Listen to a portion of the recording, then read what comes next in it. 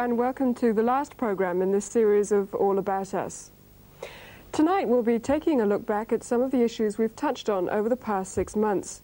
And during that period we've seen the subjects of conservation and damage caused to the Earth's environment come up time and time again in the news as more countries and more politicians respond to the green tide which now seems to be sweeping the developed world. Even Mrs. Thatcher couldn't avoid it. Here in Hong Kong, the government's followed suit and come up with a series of blueprints for environmental improvements. They include things like this, the draft waste disposal plan. But the big initiative of the year was the white paper on pollution, which came with a $20 billion promise to clean up Hong Kong. A cleaner environment, of course, means a healthier one. But even while the government spends billions of dollars improving sewage and waste disposal, are today's sick getting equal attention? With the crisis in the medical service worsening, Gary Pollard went to a government hospital to film the conditions in which doctors and nurses are forced to treat patients. The beds and the patients lining the corridors in the women's medical wards bear clear witness to the strain on the system and its staff. Wards like this are on call admitting new patients roughly 1 day out of 3. To make room for new arrivals, the doctors have to clear as many beds as possible the previous day, even though there just aren't enough to go around. The result? Doctors say they often have to send patients home long before either they or the patients feel that recovery is complete.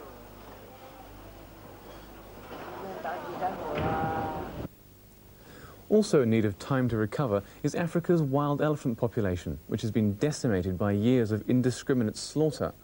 To much local consternation, the African elephant has received a reprieve just a few weeks ago, though, when CITES decided to impose a worldwide ban on the ivory trade. But the war between the poachers and the conservationists is likely to continue. And it's not only the elephant which bears the brunt of the war. In fact, we have visited Japan and just before coming to Hong Kong. We have been out of Africa for the last 10 days. And the information we are receiving from home is that quite nearly a dozen people have been killed in the poaching war. So we are losing large numbers of people. And the problem of the plight of the elephant is greater in Africa than the small part of it which is seen here just at the ivory trade level. While Hong Kong's ivory trade now faces a total ban, the territory's fur traders have so far avoided the kind of controversy engendered by their business in many other countries. But that's a situation which won't continue if anti-fur pressure group Lynx has its way. Earlier this year, we confronted representatives of the fur industry in Hong Kong with this piece of film.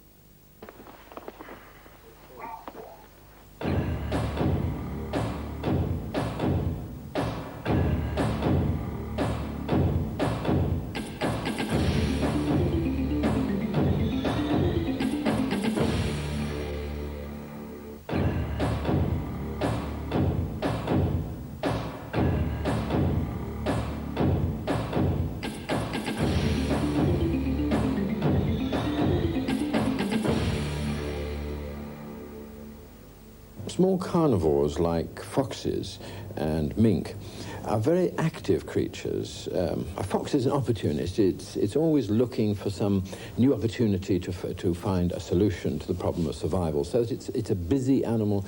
It lives inside its mind in a very complex world.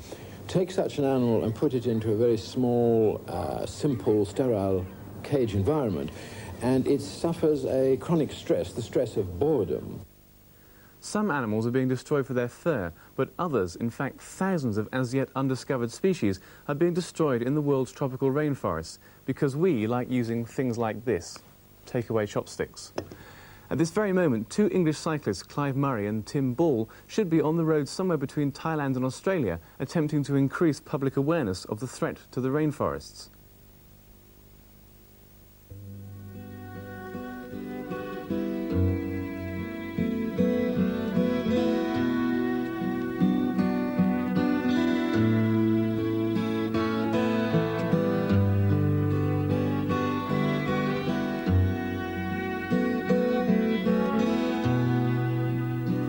People are now beginning to realise that deforestation is a serious business. Not only does it destroy the natural habitat of literally millions of insects and wild animals, it also contributes to the so-called greenhouse effect or global warming. While some areas of forest are chopped down for their wood, others are cleared for farming, the slash and burn technique. And some of the products of that combustion, released into the atmosphere, contribute to the destruction of the ozone layer, which protects us from the ultraviolet rays of the sun. The pink areas in this satellite picture show an actual hole in the ozone layer. CFCs, or chlorofluorocarbons, found in air conditioning systems, aerosols and refrigerators, also have the same effect, and countries are now introducing legislation to limit their use. Hong Kong did it a few months ago. China, on the other hand, has so far refused to control CFCs unless Western governments are willing to make compensatory payments.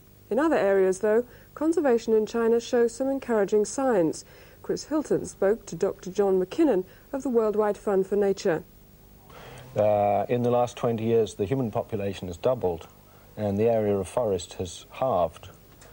And there are some big reserves. There's 5 blocks of forest of about 200,000 hectares made as reserves, and the government have made quite a big budget, 15 million yuan, to conserve them, and we're cooperating on planning the conservation of the area.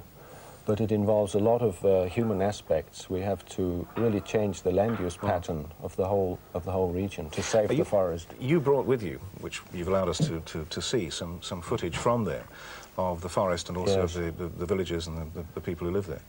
It's quite hard to imagine forest like that in China. I mean, we think of China as being mountains and rice fields and so on. What do you reckon are the most important, most significant species of animal in the forest? Well, there are a lot of endemic plants and some endemic insects there. For China, probably the most significant things are tiger and elephant and gibbons. Just tropical animals at all are so rare and unusual in China that they put a lot of emphasis on protecting them. And plants, we've got here, that was a ginger we saw just then. This one coming up now is an orchid of some sort. Do these plants represent any kind of resource that could be exploited without destroying the forest? Yes, indeed. In this region, there have been a lot of studies done by Chinese scientists, and they've found more than 1,000 species of plants being used by the local villagers for medicines, for all sorts of things, for food, for making cloth and twine. And some of them are commercially useful, and probably there's potential for drugs and a lot of things. Well, from tranquil scenes in China to the din of life in Hong Kong, and the noises we subject ourselves to, sometimes for pleasure. The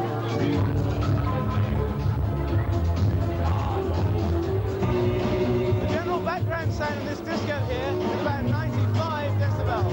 Of course, the key here is how close you stand to the loudspeakers. On the dance floor, it's 102, and for those who really like it loud, standing right by the speakers, 110.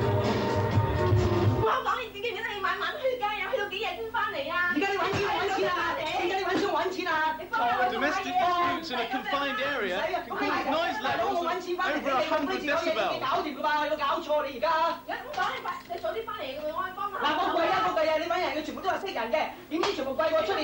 So when you like the music, when you play it at just high sufficient, say, level, you damage your ear just as well, whether you like it or love it or not.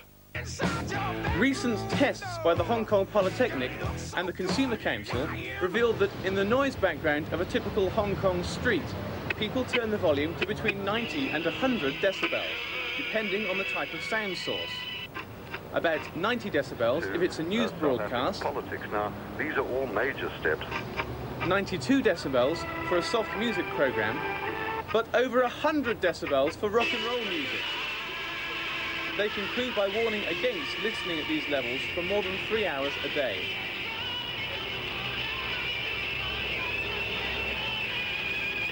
Their tests also found that your alertness decreases as you become more intensely absorbed in your listening. Coming up to challenge him down the outside, Victory Lantern and Volbitter. They're locked together. Victory Lantern giving plenty, drawing clear, and on the line wins at a length and a quarter, Volbitter.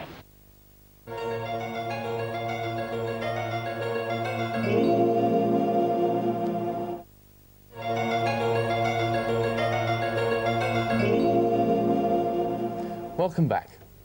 If you've just battled your way through the rush hour traffic to get home, this next film clip should strike some familiar chords. Earlier in the series, we looked at the government's green paper on transport, which details plans to improve our road and rail links. But as Catherine discovered, they've got a long way to go. Hello and welcome to another edition of All About Us. This week we're taking the programme literally out on the road to look at a problem that affects every one of us in some way or another every day: traffic and transport congestion in Hong Kong. And in a minute we'll be looking at what the government intends to do about it.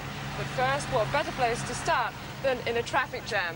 We're currently on the Lion Rock Tunnel Road trying to get to Kowloon through the Lion Rock Tunnel. Now, under normal traffic conditions, this should take about 5 minutes from where we are, which is just outside Sha Tin.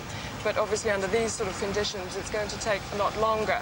So it's now 8:10 in the morning, and we'll just time it and see how long it does take.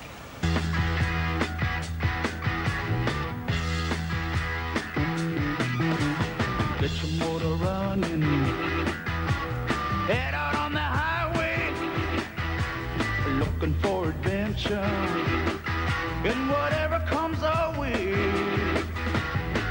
Yeah, darling, go make it happen, take the world in a loving embrace, fire all of the guns at once and explode into space. Well, one of the main frustrations of our snarled-up roads is the amount of time lost.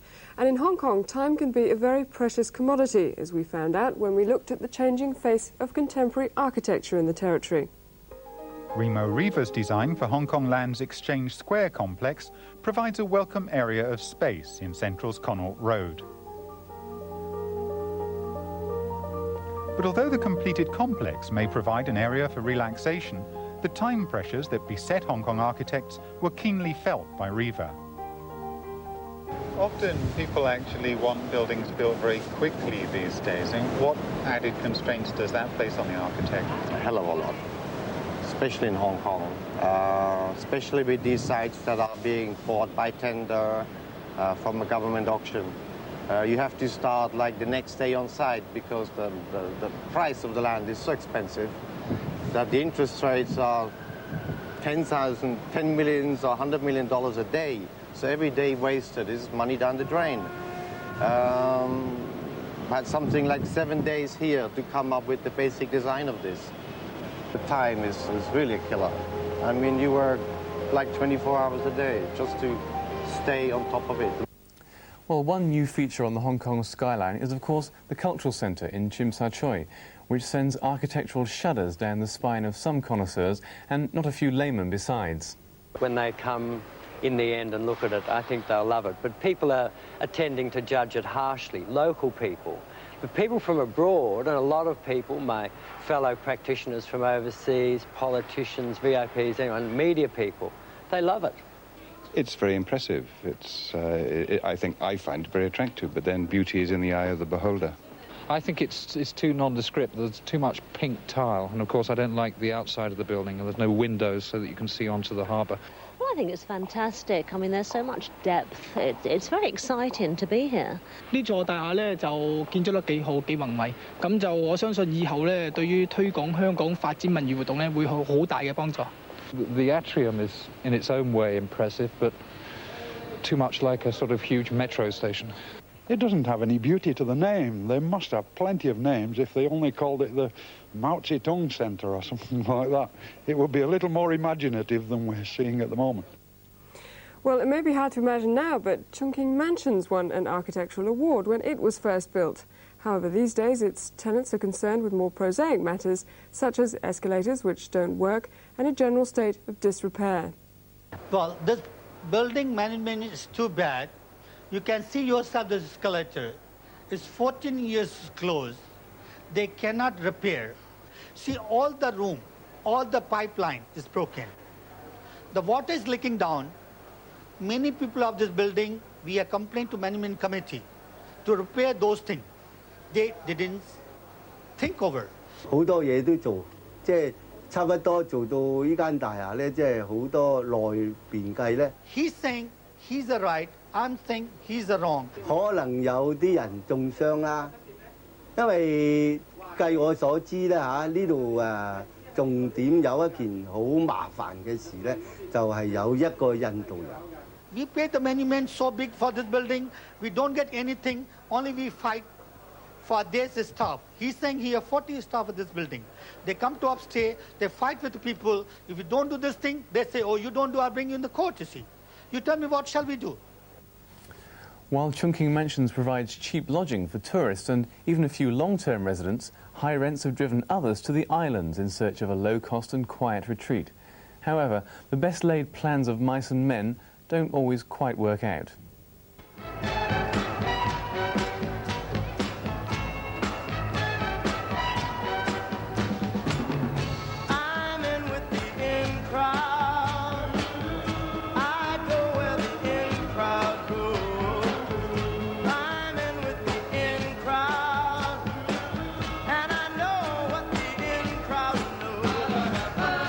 This is the way most of us experience Cheung Chau, unless you're lucky enough to go midweek. On the average summer weekend, 36,000 journeys a day are made between here and Hong Kong.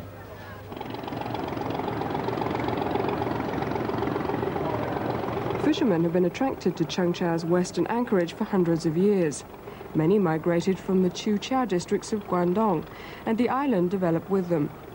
By the mid-1800s, Cheung Chau was a flourishing trading centre, and by the time the British took over in 1898, there were well over 200 shops on the island.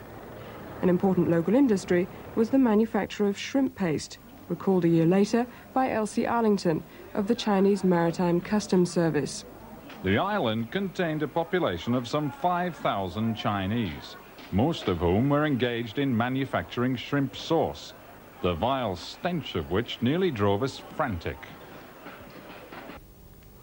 The fishing industry, of course, is still alive and well in Hong Kong, but 3 months ago it came under government scrutiny because of Triad interference at the fish markets.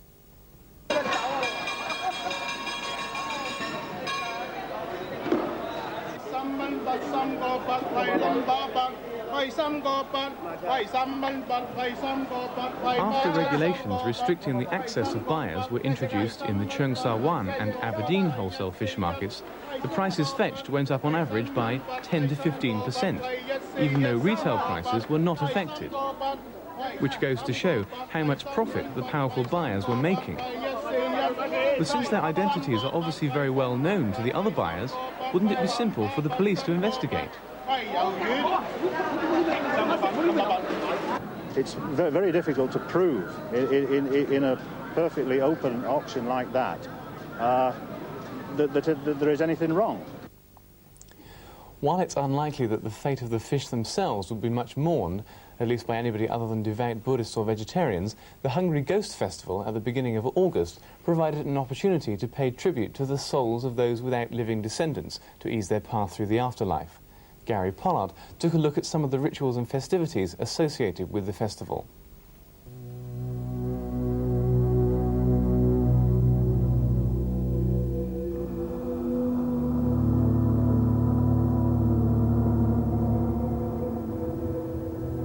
Here, in an alley in Hong Kong's Western District, preparations are underway to make offerings to the spirits of the restless dead, for these are the days of Yu Lan, the Hungry Ghost Festival. The main day for making such offerings is the 14th day of the 7th lunar month, but for many the rituals continue over a longer period, easing the sufferings of the hungry or beggar ghosts, those without descendants to honor them. Those who have died leaving issue on the earth are considered more fortunate. As long as their descendants are suitably filial, paper effigies will be burned to them, effigies of possessions that they will be able to use in the afterlife. Memorial services, such as this one, conducted by Taoist nuns, will be held to help the soul find its way to the Western paradise, even though the idea of the Western paradise seems to have come originally from popular Buddhism rather than Taoism.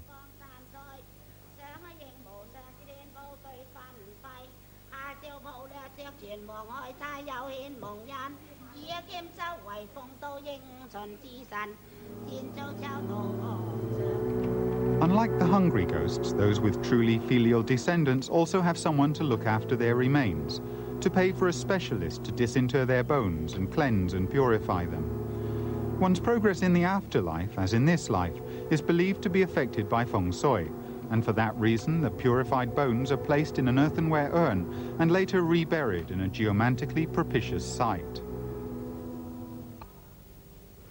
And this may be a propitious time for All About Us to give up the ghost, at least for the present series. We leave you with some of the impressions and images we've gathered during this series.